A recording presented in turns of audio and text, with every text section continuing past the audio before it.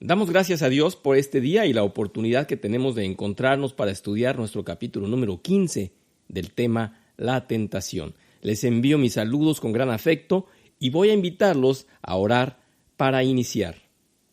Bendito Padre, te agradecemos por tu gran amor que nos has dedicado y que nos hace llamarte Padre, sin ninguna barrera y ninguna lejanía. Has pagado por nosotros y hoy disfrutamos de tu cercanía. Nos pides incluso que te llamemos Papito, que es lo que significa Abba Padre. Eres tan grande en misericordia y perdón. Tú, Señor, recibe nuestro agradecimiento además por tu provisión constante, ya que cumples con tus promesas y estás pendiente de nuestras vidas en todo momento. Danos el discernimiento y el dominio de nuestra carne. Llévanos por tus caminos y que se haga tu voluntad y no la nuestra. Te rogamos por todas las necesidades de tus hijos y de tu iglesia. Protégenos de las acechanzas del maligno. Defiéndenos de los ataques, de las tentaciones externas y de nosotros mismos. Te rogamos esto en el bendito nombre del Señor Jesús. Amén. Se me preguntó respecto al capítulo pasado, ¿de qué manera nos justificamos cuando somos sorprendidos en pecado? ¿Qué son las razones que pudieran ser válidas? ¿O es que pecar siempre es nuestra culpa? Bueno, debemos recordar ciertas bases bíblicas y teológicas que ya mencionamos al inicio del tema semanas atrás y que nos llevarán a responder a estas preguntas. Número 1. Dios no ha creado seres pecaminosos. La creación fue perfecta y el ser humano está dotado de capacidades magníficas y asombrosas. Los recursos y habilidades del hombre son muchos, pero fueron creados para fines buenos y acordes con la imagen de Dios. Los hombres fuimos hechos para una correcta convivencia con el resto de la creación. La caída, es decir, el pecado original, ocasionó la corrupción y degeneración de todo lo creado. Número 2. Que nadie diga, es que yo tengo esta debilidad y por eso es normal que yo peque. A ustedes les puede parecer ridículo escuchar esta excusa, pero todos nosotros lo hemos pensado.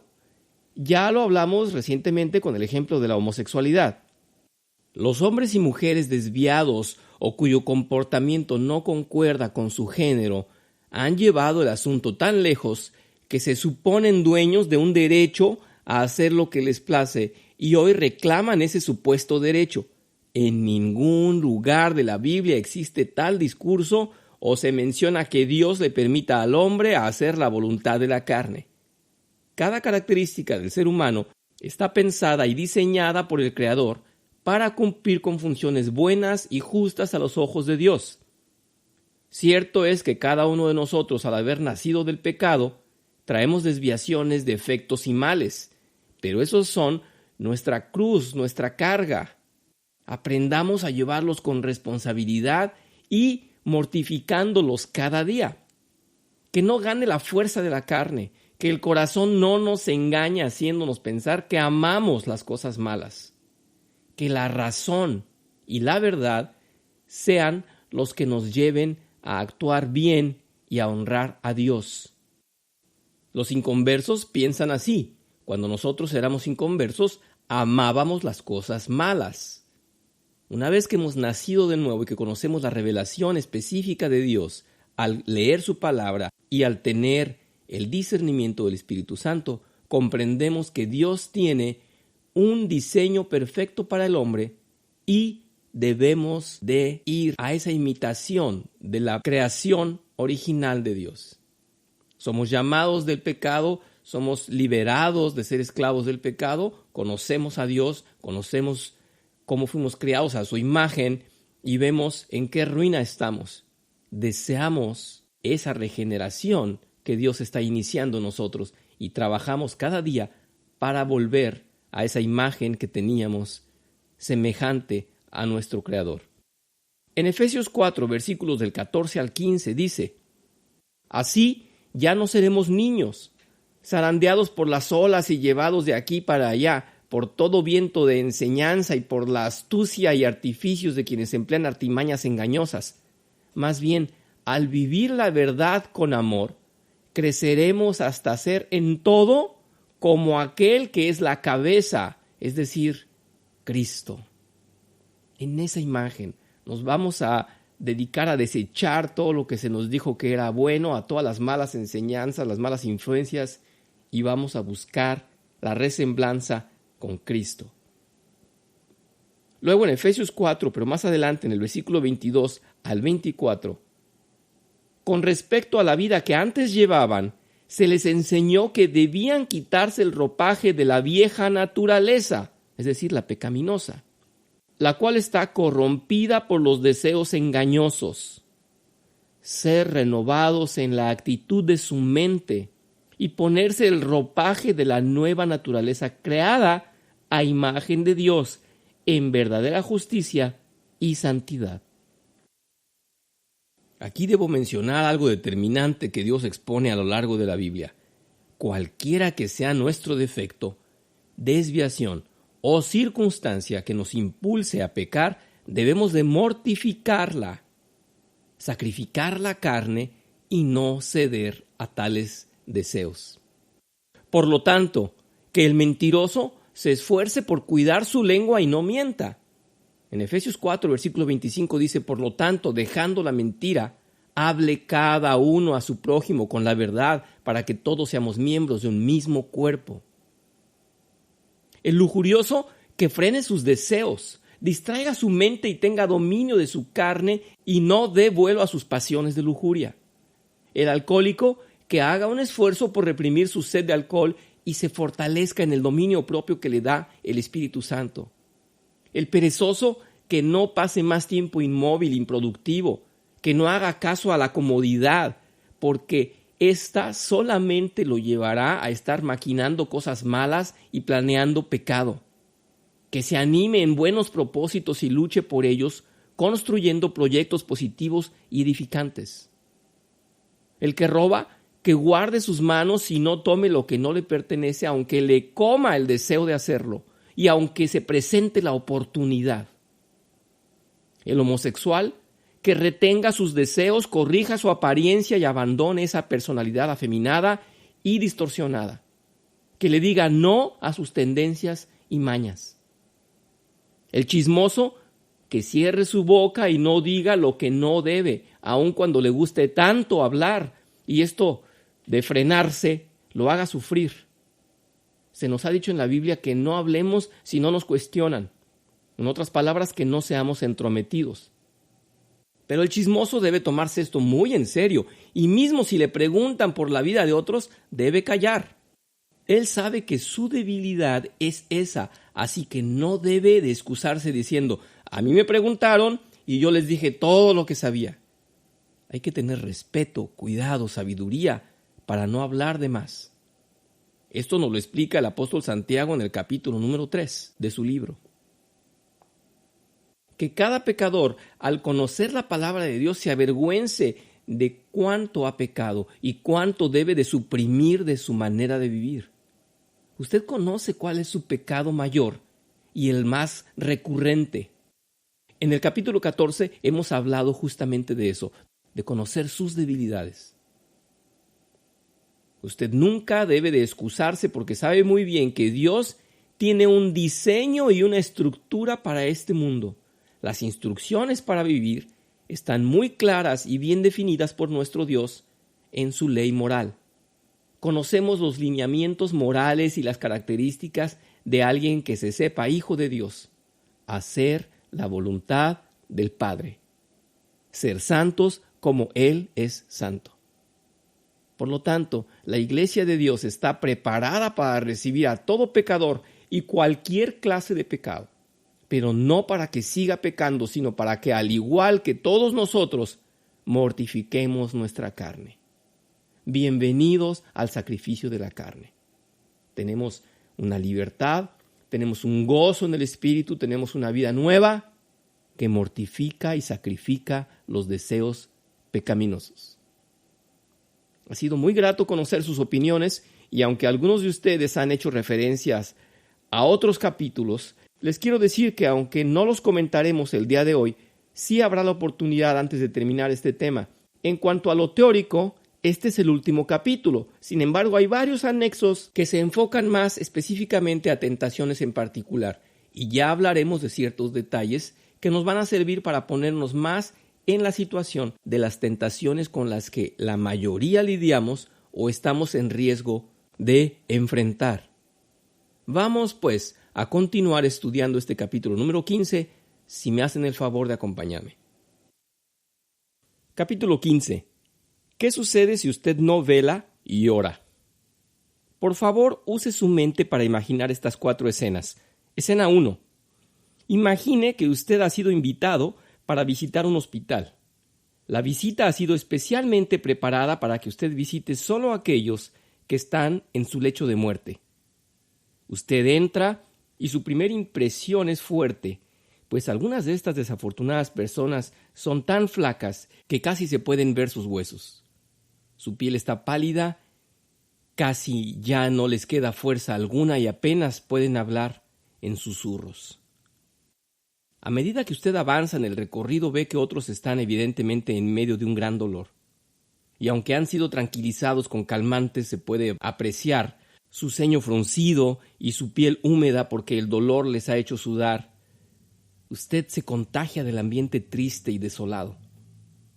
Prosigue su caminar y encuentra que todavía hay otros que están sufriendo de una variedad de enfermedades muy desagradables. Mientras que va de cama en cama, usted pregunta a cada paciente cómo es que llegó a su condición actual. Escucha los relatos de la evolución de su mal y puede apreciar el progreso decadente que los ha llevado a tal condición. En cada caso, el paciente le dice cuál fue el comienzo de su condición y cómo ha ido creciendo la degradación que lentamente les está matando. Seguramente una visita como esta tendría el efecto de hacerle muy cuidadoso para evitar las cosas que llevaron a estas personas a su lecho de muerte, sus dietas, su estilo de vida, su falta de sabiduría al consumir alimentos y drogas, haberse permitido excesos y haber descuidado sus cuerpos. Escena número 2. Imagine una visita a un país donde todavía se aplica la pena de muerte. Durante su visita le llevan a una prisión donde conoce usted a todos los criminales condenados a ejecución. Le invitan a hablar con muchos de ellos. Al conocer a cada uno de estos criminales, usted les hace la misma pregunta. ¿Qué le trajo a este trágico fin? Imagine que cada prisionero le contara exactamente la misma historia. Al parecer, en esta ciudad el delito es recurrente y todos están ahí, digamos, por ejemplo, por robo. Una visita como esta tendría el efecto de hacerle reflexionar a usted sobre cuán delicado es este delito y, por supuesto, que usted saldría de ahí con la conciencia conmovida y muy motivado a ser extremadamente cuidadoso para evitar que le pasara lo mismo a usted. Es decir, usted no desea que ni por un malentendido le culpen a usted de algún robo. Escena número 3. Trate de imaginar una reunión de creyentes que tienen la misma cosa en común. Todos han entrado en tentación y han salido de ella en muy malas condiciones. Todos en su alrededor son almas pobres, miserables y lastimadas espiritualmente. Uno está herido por un pecado y otros por otro. Uno ha caído en la impureza de la carne y otro en la impureza del espíritu, pero todos cayeron en la trampa de la tentación. Nuevamente usted tiene que preguntarles a cada una de estas personas, ¿cómo fue que llegaron a su condición actual? A una sola voz, todos le dicen a usted, ¡ay de mí! Entré en la tentación, he caído en las trampas malditas del maligno y este es el resultado. Escena número 4. Imagine que fuera posible visitar el lugar de los condenados en el infierno y ver las pobres almas que yacen en cadenas de tinieblas y escuchar sus gritos y lamentos. Escuche lo que estas pobres almas dicen. ¿Qué están diciendo? ¿No están maldiciendo a sus tentadores y las tentaciones que los condujeron a este lugar maldito? Seguramente que sus testimonios le llenarán a usted de una especial tristeza porque sabe que ya no hay esperanza en ellos. Dios no se equivoca y si ellos van rumbo a las flamas es porque se lo merecen. Es imposible que sus acciones hayan sido dignas y justas. Cuando escucha usted se da cuenta de que ellos se deleitaron en los placeres del mundo. Ellos prefirieron satisfacer sus deseos por encima de la moral y el consejo de Dios. Se desbordaron sus pasiones y se sirvieron con la cuchara grande del plato de las delicias, pero eran delicias mundanas, efímeras, vanas y pasajeras, como alimento chatarra. En realidad, veneno en un envase atractivo y seductor. Esas almas hoy están destruidas y esperando el fuego eterno. Usted puede tomar una conclusión luego de imaginar estas escenas desastrosas y lamentables. La realidad de tal sufrimiento y angustia desafía la imaginación. Pero eso no cambia su realidad. ¿Puede usted pensar en tales cosas y no tomar más en serio el peligro de la tentación? Salomón nos ha dicho de los simples e ignorantes que siguen los pasos de la mujer extraña. En el libro de Proverbios 9, versículo 18, dice, ¿y no saben que ahí están los muertos? En Proverbios 7, versículo 27, caminos del sepulcro son su casa. En Proverbios 5, versículo 5, y sus pies descienden al Seol, a la muerte. Esto es porque son tan fácilmente engañados y seducidos. En Proverbios 7, 21, 22. Es lo mismo con todas las clases de tentación. Cuán pocas personas saben que la tentación conduce al pecado y el pecado a la muerte. Quizás si la gente creyera esto y considerara seriamente hacia dónde la tentación conduce, sería más vigilante y cuidadosa. Es una lástima que muchas personas rehúsan creer esto y piensan que pueden jugar con la tentación y que al final todo terminará bien. Estas personas olvidan o ignoran la advertencia. En Proverbios 6, versículo 27 se nos dice, ¿tomará el hombre fuego en su seno sin que sus vestidos ardan? ¿Andará el hombre sobre las brasas sin que sus pies se quemen? La respuesta es un rotundo no. La gente no sale de la tentación sin heridas, quemaduras y cicatrices. El mundo está lleno de tentación. También está lleno de los casos trágicos de muchos que han sido tentados para su ruina. Por lo tanto, es el camino de la sabiduría, hacer caso del llamamiento de Cristo a velar y orar. Este llamamiento es vital. Considere estos pensamientos y quizá usted también sea persuadido a practicarlos. Número 1. Jesús dijo, velad y orad. Obedecer este llamamiento de Jesús es la única forma que Dios ha dado para preservarle de entrar en la tentación y caer en el pecado. Descuide este medio y ciertamente usted caerá. No se halague a sí mismo de que esto no le podría suceder. Quizás usted es un discípulo maduro y avanzado con un odio santo hacia el pecado que le hace pensar que sería imposible que usted fuera seducido por ciertos pecados. No obstante, nunca olvide la advertencia. El que piensa estar firme, mire que no caiga, dice en 1 Corintios 10, versículo 12. Quizás usted ha recibido mucha gracia en el pasado, pudiera haber disfrutado experiencias maravillosas, pudiera haber hecho grandes resoluciones para estar firme. Ninguna de estas cosas le preservará de caer, a menos que usted se ponga a velar, cuidar, poner atención, vigilar. Lo que a vosotros digo, a todos los digo, velad, dice en Marcos 13, versículo 37. Quizás a pesar de su descuido en el pasado, el Señor le ha preservado de entrar en la tentación. Si es así, no presuma que el Señor continuará siendo bondadoso. Despierte, sea agradecido por su ternura y su paciencia y sus cuidados. Y póngase a velar antes de que sea demasiado tarde. Si usted no cumple con este deber en una forma u otra, en una cosa u otra, con maldad espiritual o carnal, usted será tentado y ensuciado. ¿Quién sabe cuántas serán las consecuencias? Recuerde a Pedro, recuerde a Demas y recuerde a Judas. Número 2. Jesucristo siempre está viéndolo. ¿Qué cree que el Señor Jesús piensa y siente cuando Él ve una tentación acercándose a usted y usted está profundamente dormido? Debe contristarse el verle exponiéndose a un peligro tan serio cuando Él nos ha dado advertencia tras advertencia. Cuando Jesús vivía en la tierra, Él consideró la tentación y aun cuando todavía no le llegaba. Él dijo: viene el príncipe de este mundo y él nada tiene en mí. Esto está en Juan 14, versículo 30.